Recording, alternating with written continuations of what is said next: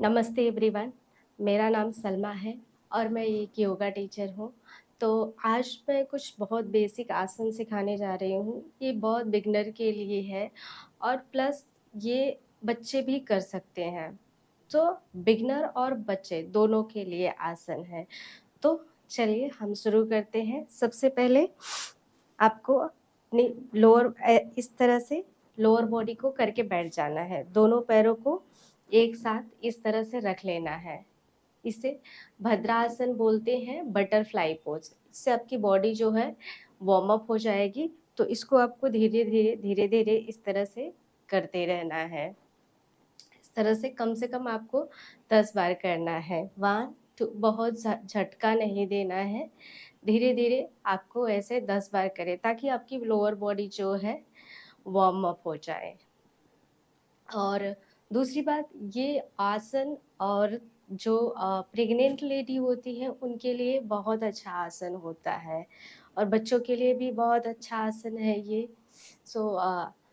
और जिनकी lower body जो होती है बहुत स्टिफ होती है उसके लिए ये आसन बहुत अच्छा है। तो आप ऐसे बैठ गए और अब धीरे धीरे आप अपने हाथ दोनों इस तरह से रख देना है आपको और अपने हाथों से अपने थाइस को हल्का हल्का प्रेस करेंगे और यहाँ पे 10 सेकेंड्स के लिए रुके रहेंगे।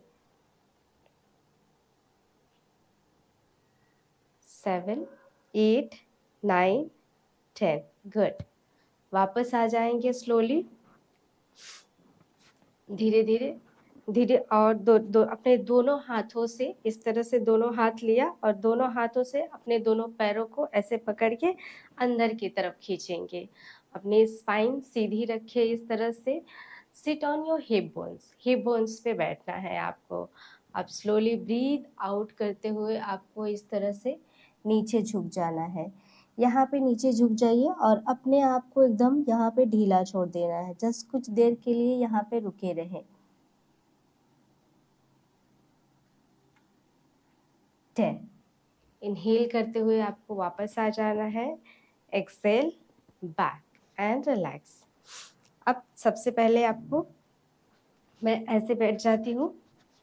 इस तरह से एक पैर को ऐसे रख लेना है और दूसरा वाला पैर ऐसे रख लेना है। आपका पैर जो है, राइट पैर जो है, लेफ्ट वाला जो है ऐसे सीधा होना चाहिए और ये आपका अपना पैर फोल्ड करके रखेंगे और स्पाइन सीधी रखें।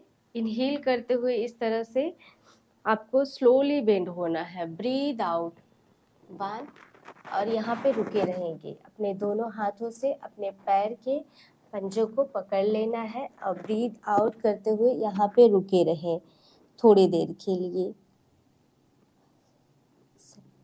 8 9 10।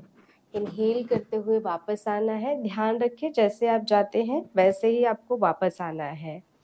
अब दूसरा वाला अपना हाथ इस पैर आगे ले लिया और दूसरा वाला फोल्ड कर लेना है। इनहेल करते हुए दोनों हाथ इस तरह से ऊपर लिया।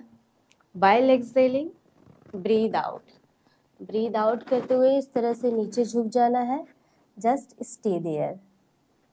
2 3 4 5 6 7 8 9 10।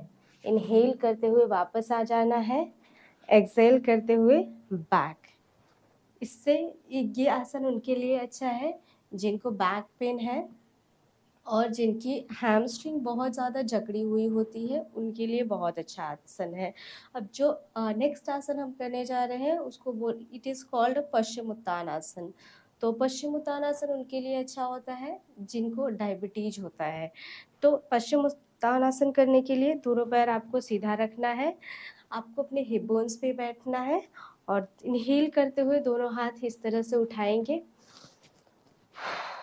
वाइल एक्सेलिंग, ब्रीद आउट करते हुए इस तरह से स्पाइन को सीधा रखते हुए आपको स्लोली बेंड हो जाना है। आपको अपने हाथों से इस तरह से अपने फिंगर्स से अपने टोस को ऐसे लॉक करके एंड ब्रीद आउट करते हुए ऐसे झुक जाना है और सामने देखना है।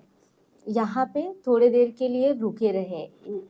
Breathe out 2 3 4 5 6 7 8 9 10। इनहेल करते हुए आपको वापस आ जाना है, एक्सहेल करते हुए बैक। ध्यान रखें, हर एक आसन को आपको कम से कम 2 से 3 बार रिपीट करना है।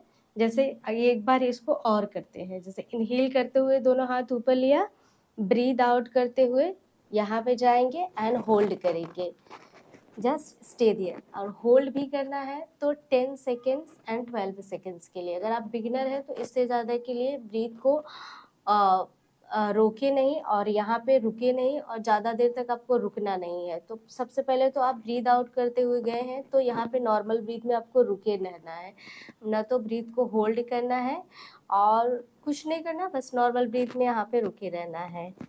2 3 4 5 6 7 8 9 10। ब्रीद इन करते हुए वापस आ जाना है, ब्रीद आउट करते हुए back and relax, normal breath. Third आसन जो मैं सिखाने जा रही हूँ, इट इज़ कॉल्ड पर्वत आसन। बच्चों के लिए बहुत अच्छा है, प्लस ये उनके लिए भी अच्छा है जो बहुत डिप्रेशन वगैरह में होते हैं, उनके लिए अच्छा होता है। अगर ये आसन आप करते हैं तो इससे आपके मन की शांति मिलती है और मन को शांति मिलती है। तो इस आसन को करने के लिए सबसे पहले आपको पद्मासन में बैठना होगा। अगर आप पद्मासन में ऐसे नहीं बैठ पा रहे हैं, आपके लेग बहुत स्टिफ है, प्लस आप बिगनर है, तो ये वीडियो तो बिगनर के लिए है, तो आप ऐसे तो बैठ ही सकते हैं अर्ध पद्मासन में। तो अपने स्पाइन को सीधा रखिए, ध्यान रखिए स्पाइन सीधी रखना है, आपको बराबर अपने हिप्स पे बैठना है।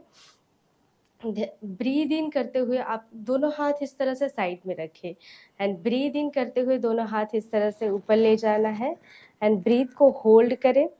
1 2 3 4 5 6 7 8 9 10। ब्रीद आउट करना है एंड बैक, रिलैक्स।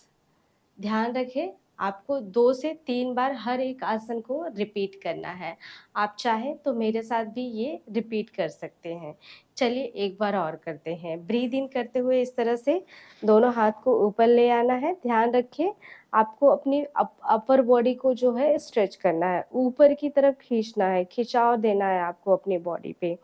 तो यहाँ पे ब्रीद इन करते हुए ऊपर आना है एंड ब्रीद होल्ड करते हुए आप 5 सेकेंड या 6 सेकेंड के लिए ब्रीथ को होल्ड कर सकते हैं। तो ब्रीथ को होल्ड करते हुए यहाँ पे रुके रहना है। 1 3 4 5 6 7 8 9 10। Breathe out, back and relax, do normal breath. तीसरा आसन जो मैं सिखाने जा रही हूँ ये बैक पेन के लिए है। बिगिनर हैं आप और आपको बैक पेन हो रहा है, आपने कभी कुछ किया नहीं है, बहुत ही सिंपल आसन है और जिन्होंने कभी कुछ नहीं किया इस आसन को कर सकते हैं। बस ध्यान रखें, करने से पहले बॉडी को थोड़ा वार्म अप करें, जो जो मैंने सिखाया है थोड़ा पहले उनको करें, फिर उसके बाद स्टेप बाय स्टेप आप आगे बढ़ें। तो इसके लिए जो मैं बैक पेन के लिए सिखाने जा रही हूँ उसके लिए आप सबसे पहले ऐसे कैट काउ पोज में आ जाएंगे, इस तरह से। ध्यान रखिए, आपका घुटना और आपका हाथ दोनों एक दूसरे से पैरेलल होना चाहिए। अब ब्रीद आउट करते हुए इस तरह से आपको अपने लोअर बैक को नीचे की तरफ पुश करना है एंड ऊपर की तरफ देखना है।